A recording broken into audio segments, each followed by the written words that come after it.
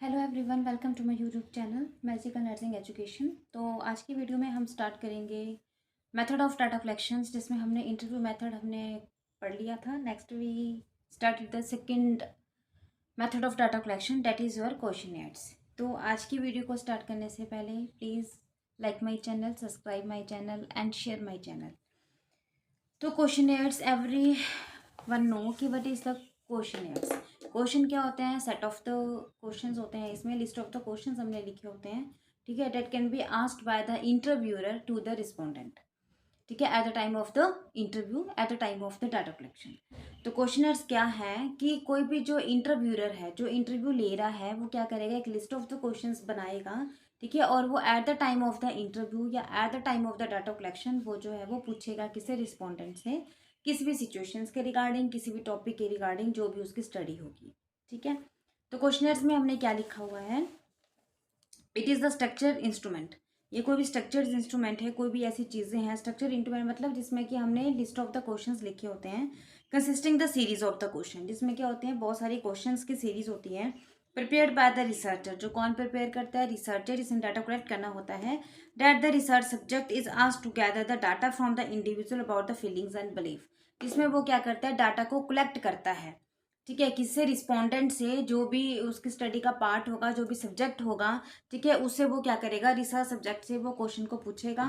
ठीक है, और उस क्वेश्चंस के थ्रू वो क्या करेगा? डाटा को गैदर करेगा। जो भी उनके बिलीफ होंगे, जो भी उनकी फीलिंग्स होंगी, वो उन क्वेश्चंस के जरिए अपने आप को बताएंगे, आंसर्स के जरिए खुद से बताएंगे। और जो भी वो चीज़ें बताएंगे, अपने आप का जो सब्जेक्ट होगा, स्टडी सब्जेक्ट, वो अपनी इंफॉर्मेशन क्या करनी है?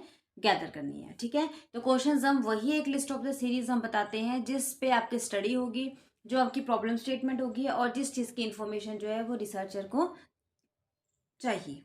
ठीक है, तो डेट इज योर क्वेश्चनर। क्या लिखा? It is a structure question instrument consisting, जिसमें क्या होता है? Series of the questions prepared by the researcher, that the research subject is asked to gather the data from the individual about the feelings and belief. Next is your types of the questionnaires. अब questionnaires होते हैं वो दो type के होते हैं। एक होता है ओपन एंडेड क्वेश्चन, एक होते हैं क्लोज एंडेड क्वेश्चन। इसको हम ओपन फॉर्मेट क्वेश्चन भी बोलते हैं एंड क्लोज फॉर्मेट क्वेश्चन भी बोलते हैं। ओपन फॉर्मेट क्वेश्चन आपके वो क्वेश्चन होते हैं जिसमें हम शॉर्ट आंसर क्वेश्चन होते हैं, जिसमें हम रिस्पोंडेंट को जो होते हैं वो बोलते हैं, मौका देते हैं कि वो अपने व्यूज में जो है वो अपनी चीजें बोलें। ठीक है, तो ओपन एंडेड क्वेश्चन कौन से क्वेश्चन होंगे? इसमें लिखा हुआ है the open ended questions are those questions which provide the opportunity, जो अपॉर्चुनिटी प्रोवाइड करता है टू द रिस्पोंडेंट्स को to express their opinion and answers in their own way. जो अपने ओपिनियन को, अपने आंसर्स को जो है वो अपने वे में बोल सकता है।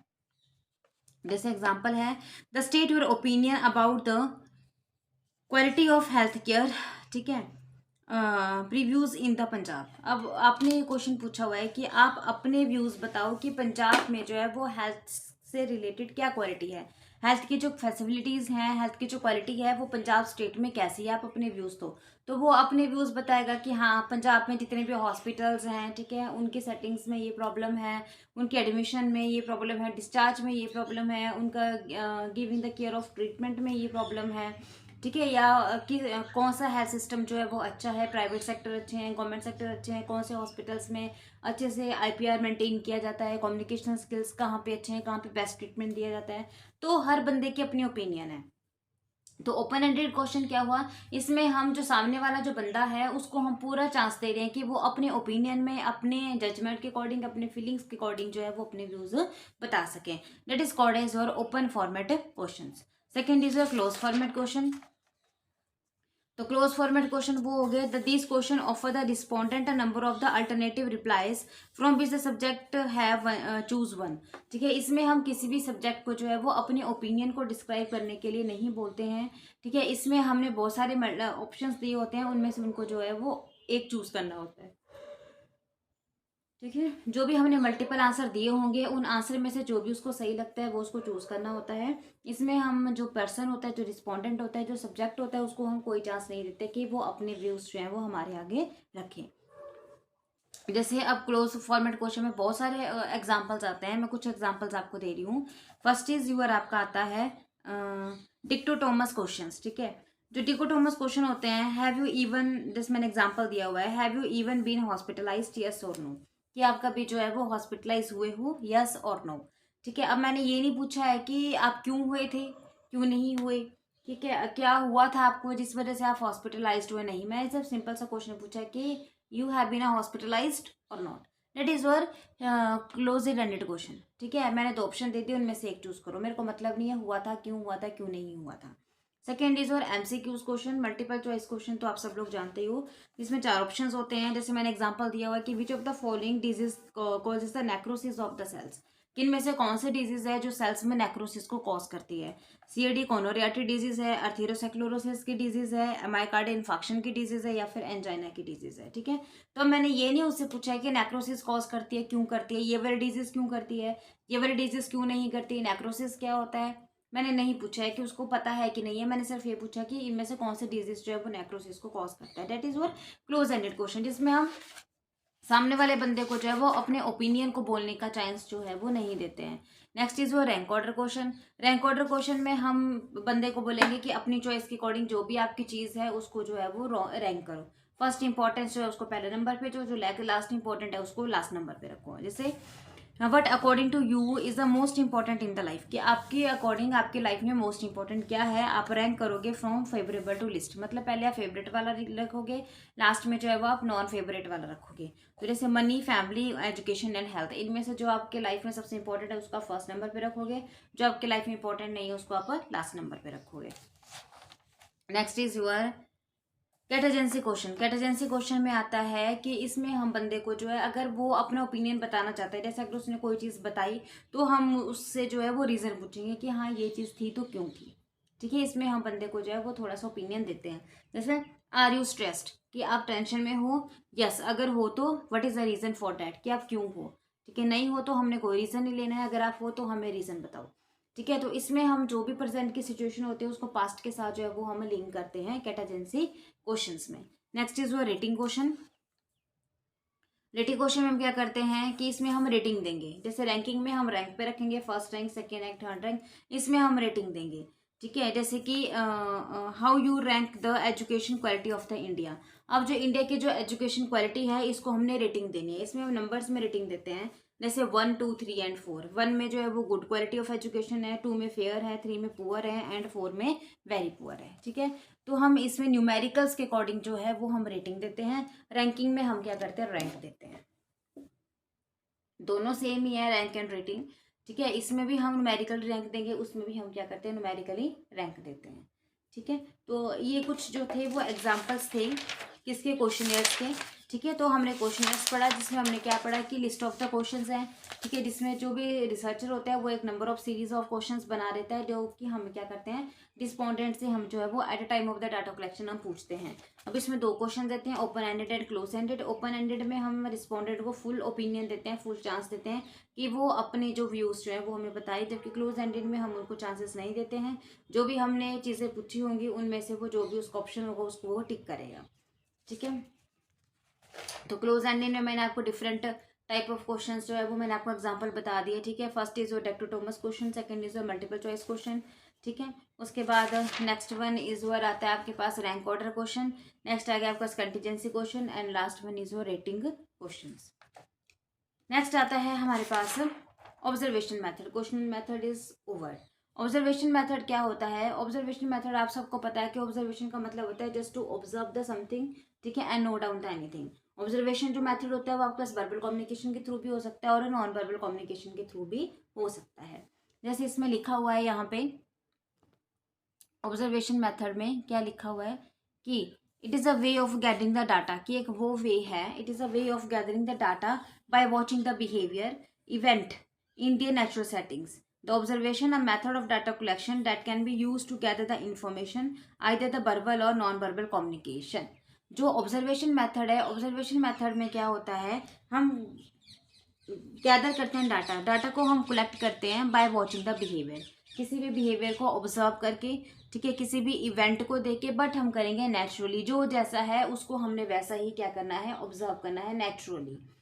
ठीक है, तो observation is a method of data collection that can be used gather the information. या तो हम वर्बली कर सकते हैं या तो हम नॉन वर्बली कर सकते हैं। एग्जांपल मानो कि हमने किसी की परफॉर्मेंस चेक करनी है, ठीक है, या हमने किसी की प्रोसीजर्स को चेक करना है, तो हम जाएंगे, सिंपली हम क्या करेंगे, देखेंगे कि वो कैसे कैसे काम कर रहा है, और जब तक वो काम करेगा उसको ऑब्जर्व करते रहेंगे, बिना कुछ बोले, बिना कुछ आईपीआर मेंटेन किए, बिना कुछ बात किए, उसको ऑब्जर्व करेंगे। जो जो हमने ऑब्जर्व किया वो हम अपनी डायरी में जो है वो लिख लेंगे। दैट इज और non verbal observation.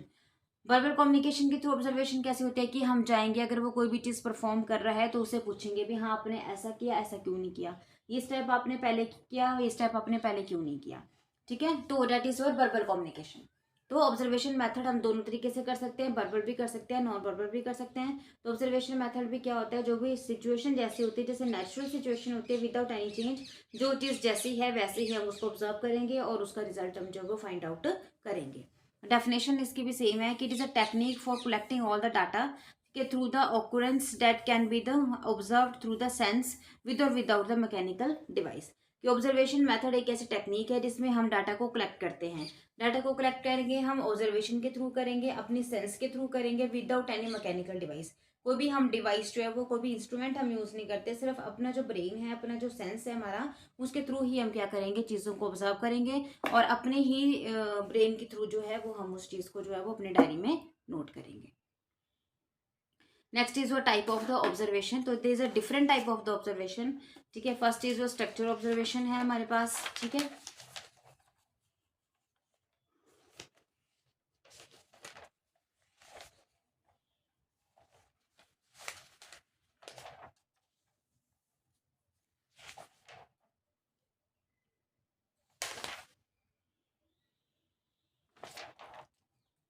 First is वो स्ट्रक्चर ऑब्जर्वेशन, ठीक है।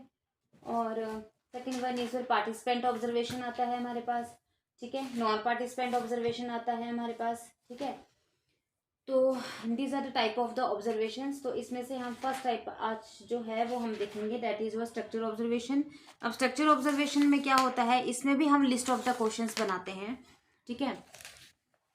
जैसे इसमें लिखा हुआ है हमारे पास स्ट्रक्चर ऑब्जर्वेशन में कि in the structure observation the method researcher prepared in the advance, ठीक है, और structure and semi structure tool to observe the phenomenon under the study. अब स्ट्रक्चर ऑब्जर्वेशन में हमें पता है कि हम लिस्ट ऑफ द क्वेश्चंस बनाएंगे, ठीक है। और लिस्ट ऑफ द क्वेश्चंस जो होगी, स्ट्रक्चर एंड सेमी स्ट्रक्चर का मतलब है, स्ट्रक्चर का मतलब ये है कि जो भी आपने लिस्ट ऑफ द क्वेश्चन बनाई होगी वो सबसे हम सेम पूछेंगे और सेम पीरियड ऑफ टाइम में पूछेंगे, ठीक है, सेम सीरियल नंबर में पूछेंगे। जैसे फर्स्ट क्वेश्चन मैंने आपसे पूछा कि आप अपनी इंट्रोडक्शन दो, सेकंड क्वेश्चन मैंने आपसे पूछा कि आपका वर्किंग एक्सपीरियंस कितना है, थर्ड क्वेश्चन मैंने आपसे ये पूछा कि आप मेरे को बताओ कि नर्स की डेफिनेशन क्या है। तो जो नेक्स्ट जो मेरे पास आएगा रिस्पॉन्डेंट, उससे भी मैं सेम पूछूंगी, आप अपनी इंट्रोडक्शन दो, ठीक है। उसके बाद मैं पूछूंगी आप अपना वर्किंग एक्सपीरियंस बताओ, तीसरा मैं बोलूंगी आप नर्स की डेफिनेशन बताओ, तीसरा आएगा उससे भी मैं तीनों क्वेश्चन सेम पूछूंगी। That is the structure.